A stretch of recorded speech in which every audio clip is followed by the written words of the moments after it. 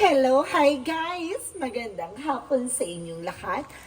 This is Shiro Rugas, Mama Sagari Channel, a faith healer, also mata reader. So ngayong hapon na to, tingnan natin ang nagsasabihin sa'yo ng ating mga gabay. So this is monthly gabay for the month of April 2024 for the sign of Virgo. So Virgo, welcome to my channel. Ano kayong messages, advices ng spirit guides ang ating masasaga for today's video? Kano naman kayang energy or kaganapan sa buhay ng mga Virgo signs ang ating mahagilap. So guys, this reading is a general reading lamang, hindi lahat makaka-resonate. Kunin lamang po makaka-relate sa inyo and comment down below kung kaninong energy ang ating nasagap. Pero just don't forget to like and subscribe my channel and hit the notification bell for more videos update. Kasi maraming salamat po sa mga walang sawang pagsuporta sa aking channel. Lalong-lalo na yung hindi nag-i-skip ng ads. Naway pagpalain kayo ng Diyos at may kapal. Siksik-liglig na gumapong na biyayang manang balik sa inyo. So guys, let's see what is the messages, advices sa'yo ng ating Angel Spirit. For monthly gabay for the sign of Virgo, let's see kung ano ang mailalahad sa iyo ng ating barahan. Angel Spirit guys, so there's a lovers, there's a love involvement, no? So ibig sabihin may buhay, meron dito tungkol sa buhay pag-ibig, buhay pag-aasawa, at buhay pagmamahalan. Because there's a King of Cups for devoted and supportive person. So there's a mature person na maaring makilala mo or either nakilala mo or either guys, kasama mo na, no? So let's see. Because there's a page of wands for a good news, new ideas, new plans. So may mga magandang mensahe or maganda balita na makukuha mo. And because there's a Four of Pentacles, protect your power, protect your energy. Protectionan mo about sa finances, saving money. No? Kumbaga, dapat alam mo sa sarili mo yung grounds mo. And because there's a Five of Pentacles for financial crisis.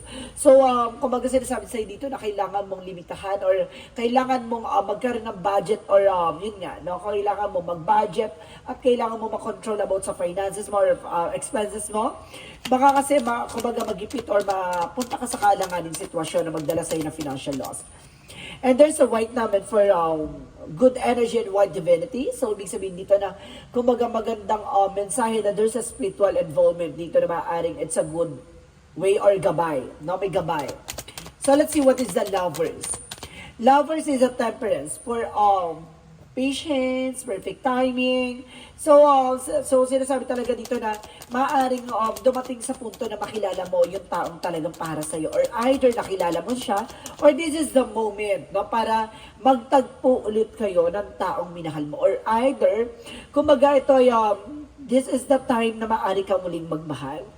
And wow, there's a King of Cups, the Ace of Cups. So talaga there's a love. Guys, no, kumbaga yung parang ayaw mo na magmahal, no. Ibibigay niya sa iyo yung mga bagay na iniiwasan mong mangyari. And because there's a Two of Swords, there's an indecision, no? Kumbaga magdidesisyon ka dito na magdadala sa iyo ng good plans and good outcome. And the Seven of Pentacles is this is the harvest time, no?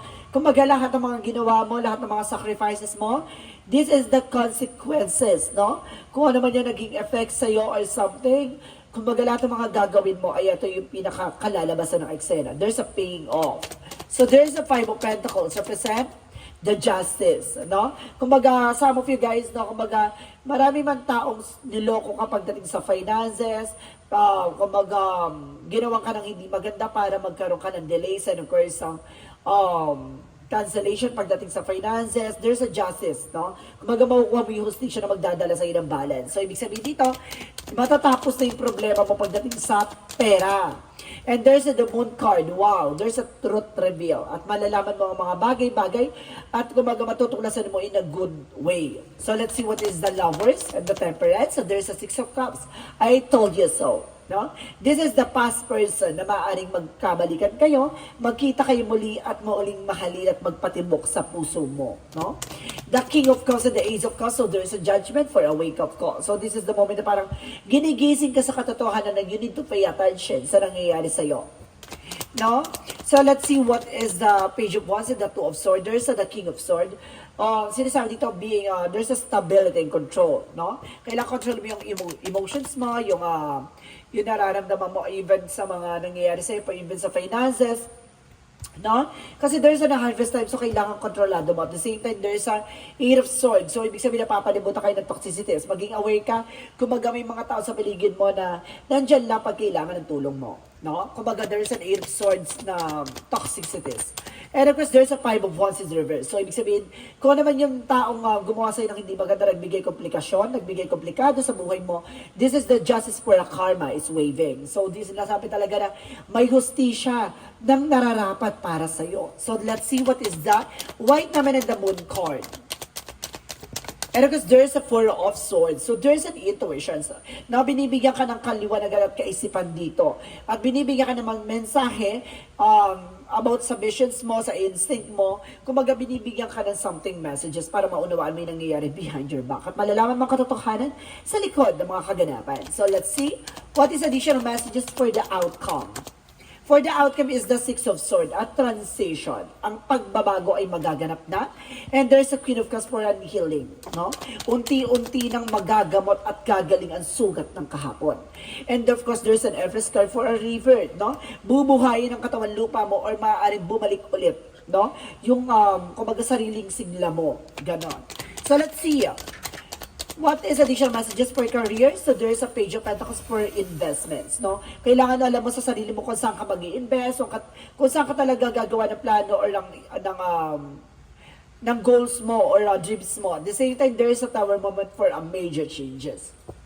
Magbibigay ito ng magandang pagbabago sa buhay mo pagdating sa business. Pagdating sa love life, anong chika sa'yo ng gabay? The Ace of Wands that brings you a new beginning. And the Knight of Swords that brings you a stress. So, ibig sabihin nito, ito yung simula na parang magkakaroon kayo ng maraming iniisip or something. It's either guys na hang kayong dalawa, no? Lutang kayo parehas. At the same time, there's a Knight of Swords, a sleepless night. Or some of you, let's see nga, gusto ko i-clarify bakit nagkakaroon ng sleepless night. So there is a Knight of Cups. So there's a lot of offer. So ibig sabihin, pagdating dyan, kumbaga this is the mature enough. So ibig sabihin dito, kaya kayo na-stress kasi ang daming ganap sa inyong dalawa ng asawa mo. No? It's either maraming client, customers, or maraming nangyayari ngayon sa inyong dalawa ng asawa mo or jowa mo or partner mo rather.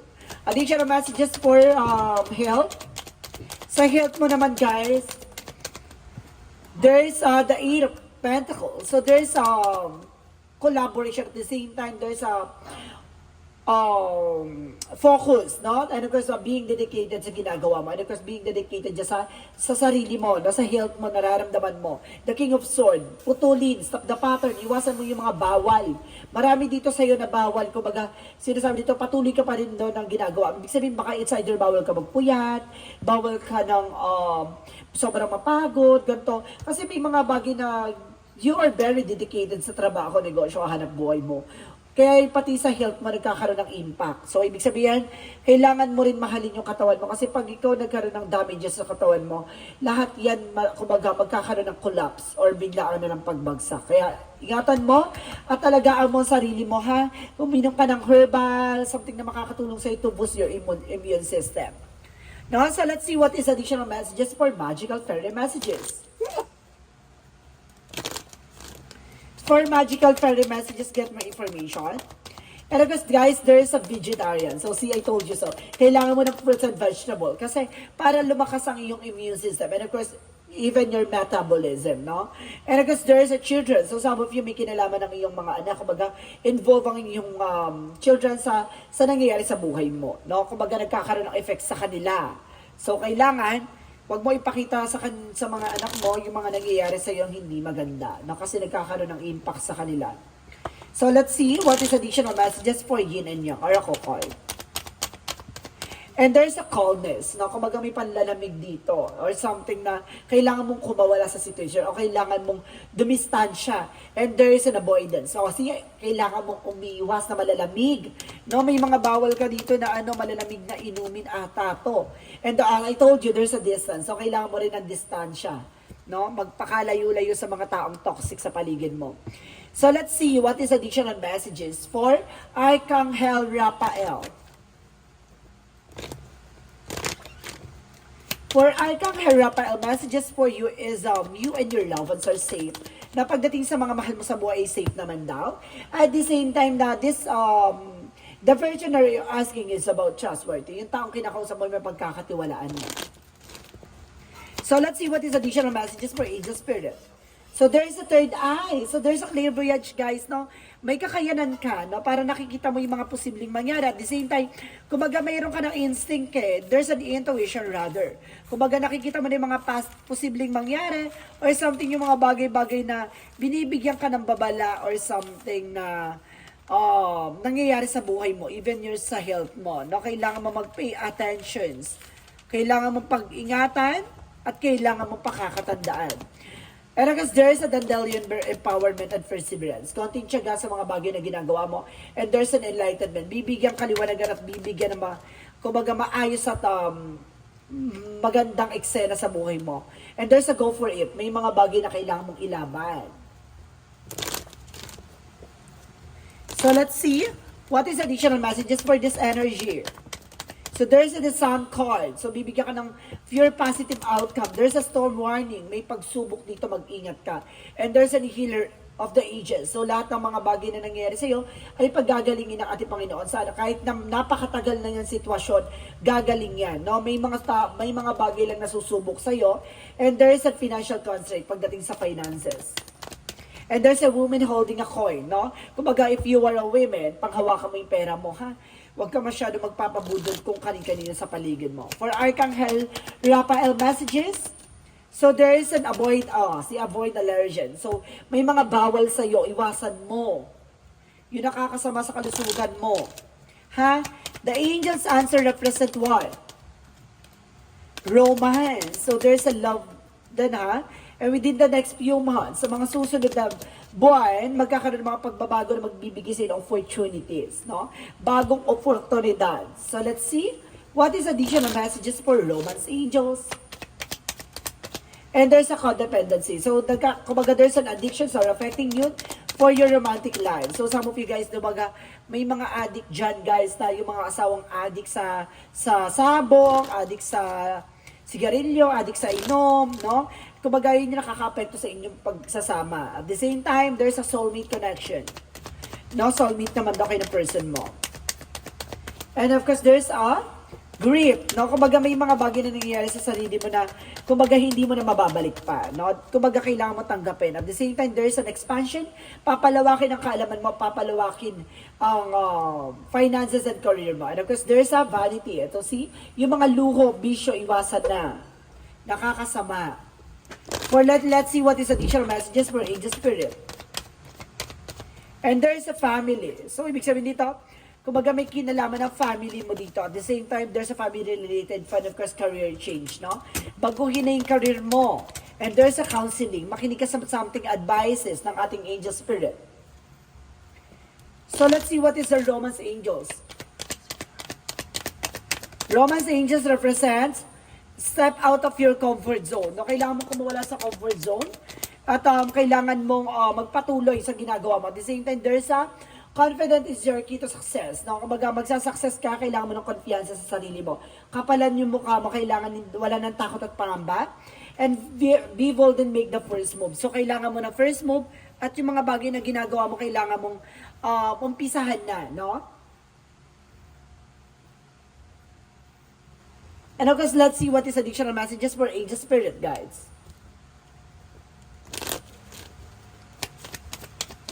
And there's a change, no? May mga pagbabago magaganap dito. There's a change. At the same time, there's a blame, no? May mga bagay na parang sinisisi or may mga bagay na nasisisi, no?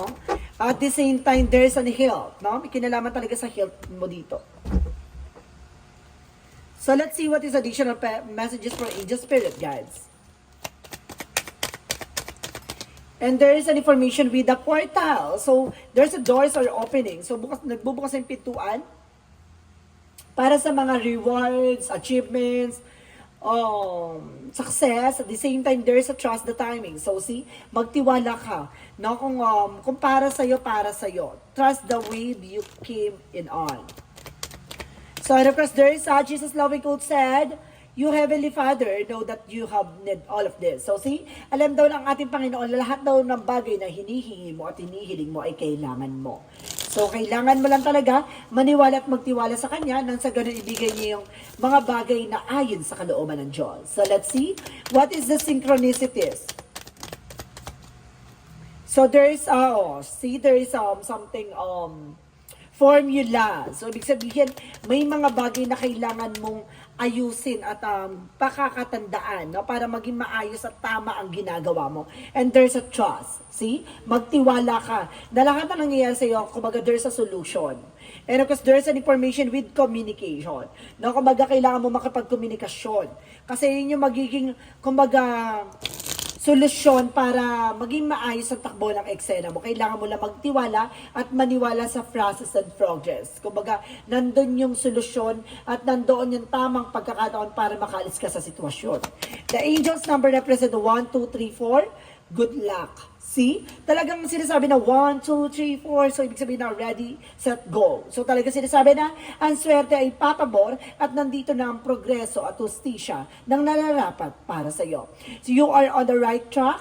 Someone from the other side has your back and encourage you to try your best. You will succeed. Observe your surrounding and communicate clearly. Be sure that everything will fall to the pieces. So see, kailangan mo talaga magtiwala at maniwala sa bawat ginagawa mo ay magkakaroon ng pagbubuklod at makukuha mo yung tamang solusyon. Ganon. Kumbaga, kailangan mo maniwala at magtiwala sa ginagawa mo at na tamang magtiwala sa proseso na ginagawa mo. So let's see what is the messages of life. Messages of life represent what? So there's a truth. My God. There's a truth for today I discover my greatest truth is within me. It is a divine force that whisper from my inner self. I listen to this voice closely, putting aside my controlling mind. In this way, I find all the answers. I am now in the harmony with myself, and I welcome the love of God, which is the truth that will guide me towards my fullest, most shining radiance. So see, kumbaga binibigay na sa yung katotohanan. No? Kumbaga, alam mo na yung tama. At alam mo na yung solusyon. At alam mo na yung mga bagay na dapat mong pakakatandaan. So guys, this is a monthly gabay for the month of April 2024 for the sign of Virgo. So Virgo, maraming salamat for this wonderful reading. So once again, this reading is a general reading lamang. Hindi lahat makaka-resonate. Kunin lamang pa makaka-relate sa inyo and comment down below kung kaninong energy ang ating nasagop. Maraming salamat guys and see you in the next video. Bye-bye and babush!